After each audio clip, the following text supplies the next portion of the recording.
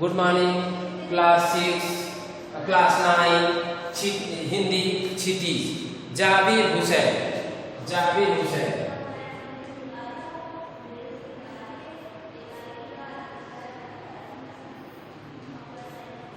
जाबिर हुसैन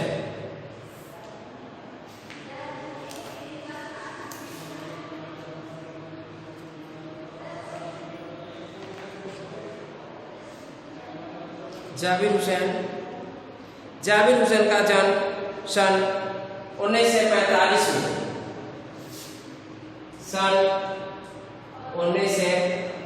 ईस्वी में हुआ था। कहाँ गांव में, किस गांव में? नौनही राजगीर, जिला नालंदा, बिहार। बिहार में राजगीर में नौनही गांव में हुआ था और जिला नालंदा बिहार में हुआ था। अंग्रेजी भाषा एवं साहित्य के प्राध्यापक रहे। अंग्रेजी भाषा और साहित्य।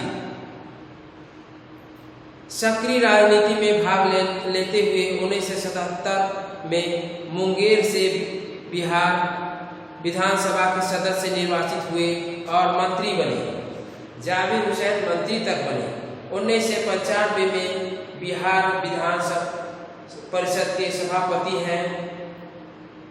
जाबिर हुसैन हिंदी, उर्दू और अंग्रेजी तीनों भाषाओं के समान अधिकार के साथ लेखन करते रहे।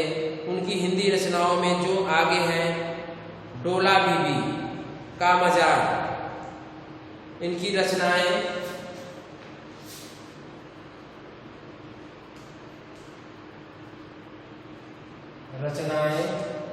डोला बीबी की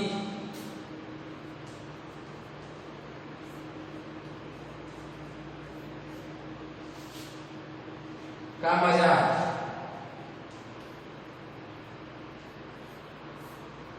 और है अतीत का चेहरा,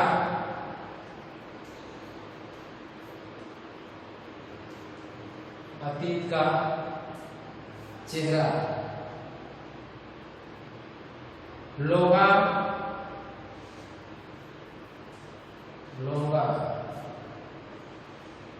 और एक नदी रेत भरी,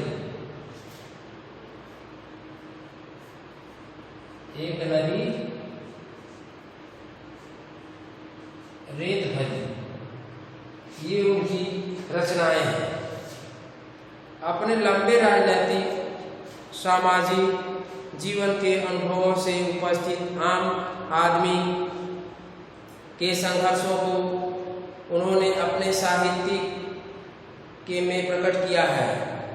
संघर्षरत आम आदमी और विशिष्ट व्यक्तित्व पर लिखी गई उनकी डायरियां चर्चित प्रशंसित हुई हैं। जाबिर हुसैन ने डायरी विधा में एक अभिनव प्रयोग किया है जो अपनी प्रस्तुति शैली और शिल्प में नवीन है।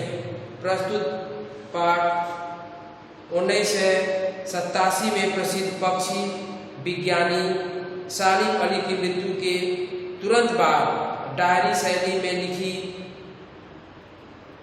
लिखा गया संस्मरण सालिम अली की मृत्यु के उत्पन्न दुख और अवसाद को लेखक ने सांवले सपनों की याद के रूप में व्यक्त किया है। सालिम अली का स्मरण करते हुए लेखक ने उनकी व्यक्ति चित्र प्रस्तुत किया है। यहाँ भाषा की रवानी और अभिव्यक्ति की शैली दिल को छूती हुई है।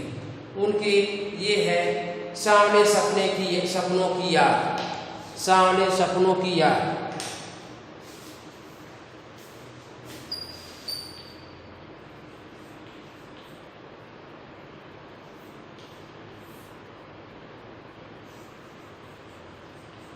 सपनों की याद, सांवले सपनों की याद। ये है परिंदा। सुनहले परिंदों के खूबसूरत पंखों पर सवार सांवले सपनों का एक हुजूम मौत की खामोश वादी की तरह अग्रसर है। कोई रोक टोक सके कहाँ संभव है, मतलब कोई भी रोक नहीं सकता। जो होने वाला था वो हो गया। इस हुजूम में आगे आगे चल रहे हैं सालिम अली अपने कंधों पर सैलानियों की तरह अनेक अंतरहीन सफर का बोझ उठाए, लेकिन यह सफर पिछले तमाम सफरों से भिन्न है। भीड़ भाड़ की जिंदगी और तनाव के माहौल में सालिम अली का यह आखिर पलायन माने एक स्थान से दूसरे भागना, एक स्थान से दूसरे स्थान। अब तो वो उस वन पक्षी की तरह प्रकृति में विलीन हो रहे हैं जो जिंदगी का आखिरी गीत गाने के बाद मौत की गोद में जा बसा हो। कोई अपने जिस्म की हरारत और दिल की धड़कन देकर भी उसे लौटाना चाहे तो वह पक्षी अपने सपनों के गीत दोबारा कैसे गा सकेगा। मुझे नहीं लगता कोई इस सोए हुए पक्षी को जगाना चाहेगा। वर्षों पूर्व दुख सालिम अली ने कहा था, खुद सालिम अली ने कहा था कि लोग पक्षियों को आदमी की नज़र से देखना चाहते हैं, यह उनकी भूल है। ठीक उसी तरह जैसे जंगलों और पहाड़ों, झरनों और आबशारों को वे प्रकृति की नज़र से नहीं, आदमी की नज़र से देखने की उत्सुक रहते हैं। भला कोई आदमी अपने कानों से पक्षियों की आवाज़ का मधुर संगीत सुनकर अपने भीतर रोमांच का सोता फूटता महसूस कर सकता है? हाँ, आप एकांत में जाइए, किसी जंगल में जाइए, किसी बगीचे में जाइए, किसी वहाँ पे एकांत एकदम नीरस हो, वहाँ पे जाएंगे तो आप देखेंगे कि अगर कोई भी पक्षी आप जिस अवस्था में आप वियोगा अवस्था में, संयोग की अवस्था में, तो आपको संयोग की स्थिति दिखाई देगी। लेकिन जब आप वियोग की स्थिति में हैं तो सब कुछ क्या होता है, सब कुछ आपको वियोग की स्थिति दिखाई देगी। तो आप लोग ये करते होंगे, जैसे आप जाएंगे वहाँ पे किसी पक्षी को देखेंगे तो पक्षी के कलरव, उसकी आवाज़ों को सुनेंगे तो उसमें सहयोग की स्थिति अगर आपकी आती है तो सब कुछ अच्छा लगता है, आप खुश मन है। अगर आप प्रसन्न हैं तो प्रसन्न होकर, हाँ ऐसे देखिए, एहसास की ऐसी ही एक उबड़ खाबड़ जमीन पर जन्मे मिथक का नाम है शालिम अली। पता नहीं इतिहास में कब कृष्ण ने वृंदावन में रासलीला रची थी और 100 गोपियों की अपनी शरारतों का निशाना बनाया है। कब माखन भरे भांडे फोड़े थे और कब दूध छाली में अपने मुंह भरे थे। कब वाटिका में छोटे छोटे किंतु घने पेड़ों की छांव में विश्राम किया। कब दिल की धड़कनों को एकदम से तेज करने वाले अंदाज में बंसी बजाई। और पता नहीं कब वृंदावन की पूरी दुनिया संगीतमय हो गई थी। पता नहीं यह सब कब हुआ था, लेकिन कोई आज भी वृंदावन जाए तो नदी का सांवला पानी उसे पूरे घटनाक्रम की याद दिला देगा। आप लोग कभी वृंदावन गए होंगे तो वहाँ पे गए होंगे, मथुरा वृंदावन गए होंगे तो वहाँ पे प्रत्येक आदमी प्रत्येक को क्या कहेगा, राधे राधे। जब भी कहेगा तो क्या कहेगा, राधे राधे, राधे राधे वहाँ का संबोधन हो गया। इसलिए आप लोग वहाँ पे जाएंगे, वहाँ जमुना का पानी आप देखेंगे तो किस तरह का है, उसके सामने श्री कृष्ण की याद दिला देती है। जब पतली गलियों में उत्साह भरी भीड़ नदी की ओर बढ़ती है तो लगता है कि जैसे उस भीड़ को चीरते हुए अचानक कोई सामने आएगा और बंसी की आवाज़ पर सब किसी की कदम थम जाएगी। हर शाम सूरज ढलने से पहले जब वाटिका माली सैलानियों को हिदायत देता है तो लगता है कि जैसे बस कुछ ही क्षणों में कहीं से आ टपकेगा और संगीत का जादू वाटिका के पूरे माहौल पर छा जाएगा। वृंदावन कभी कृष्ण की बांसुरी के जादू से खाली हुआ है क्या? मिथकों की दुनिया में इस सवाल का जवाब तलाश करने से पहले एक नज़र कमजोर काया वाले उस व्यक्ति पर डाली जाए जिसे हम शालिम अली के नाम से जानते हैं। उम्र की सती तक पहुँचने के थोड़े ही दिन तो बच रहे। सती मतलब 100 साल के पहले ही बचे थे। संभव है कि लंबी यात्राओं की थकान ने उनके शरीर को कमजोर कर दिया और कैंसर जैसी जानलेवा बीमारी, कैंसर आप लोग जानते हैं, जानलेवा बीमारी के कारण मौत हो गई, लेकिन अंतिम समय तक मौत उनकी आंखों से वह रोशनी छीनने में सफल नहीं हुई जो पक्षियों की तलाश और उनकी हिफाजत के प्रति समर्पित थी। सालिम अली की आंखों पर चढ़ी दूरबीन उनकी मौत के बाद ही तो उतरी थी। उन जैसा वर्ड वाचर मीन्स क्या होता है? पक्षियों को देखभाल करने वाला कोई हो, लेकिन एकांत क्षण में सालिम अली बिना दूरबीन भी देखे गए हैं। दूर क्षितिज तक फैली जमीन और झुके आसमान को छूने वाली उनकी नजरों में कुछ वैसा ही जादू था जो प्रकृति को अपने घेरे में बांध लेता था। सालिम अली उन लोगों में से थे प्रकृति के प्रभाव से आने की बजाय प्रकृति को अपने प्रभाव में लाने के कायल होते। उनके लिए प्रकृति के हर तरह एक हंसती खेलती रहस्य भरी दुनिया पसरी थी।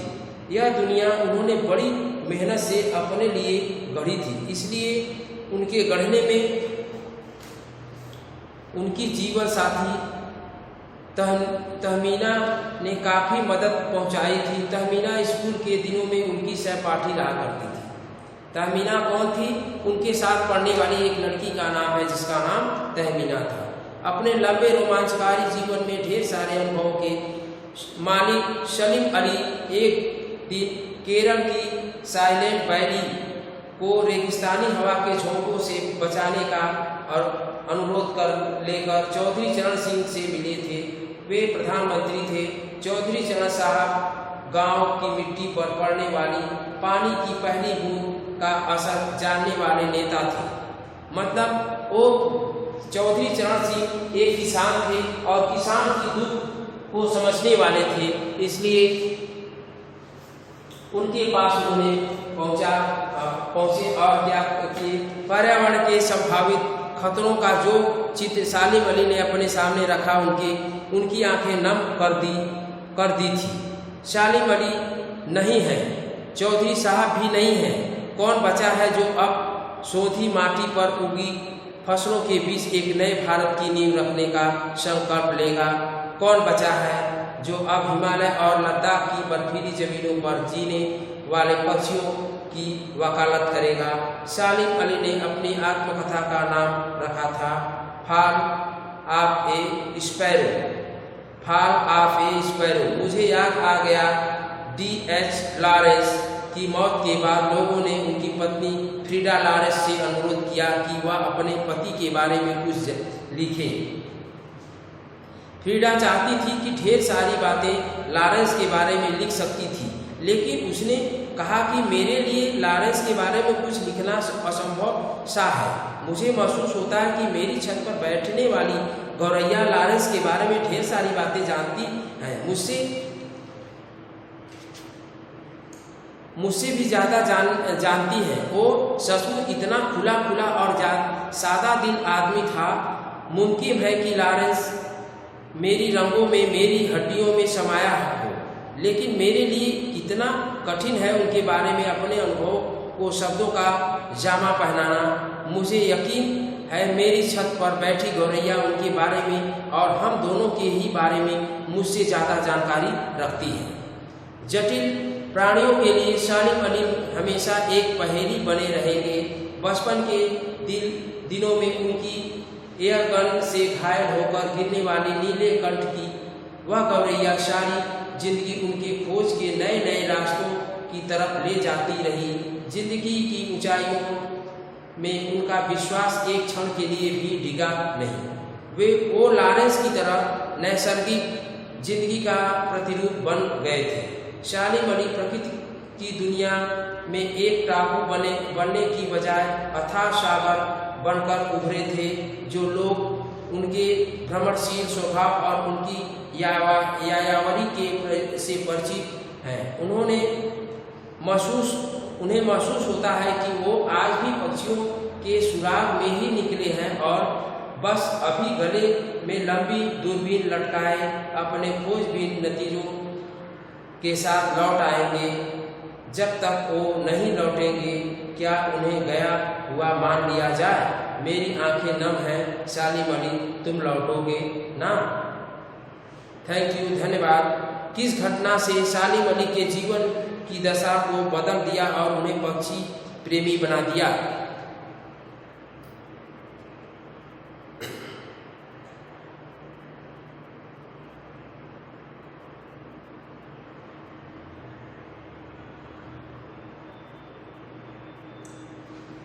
Thank you. क्वेश्चन आंसर कर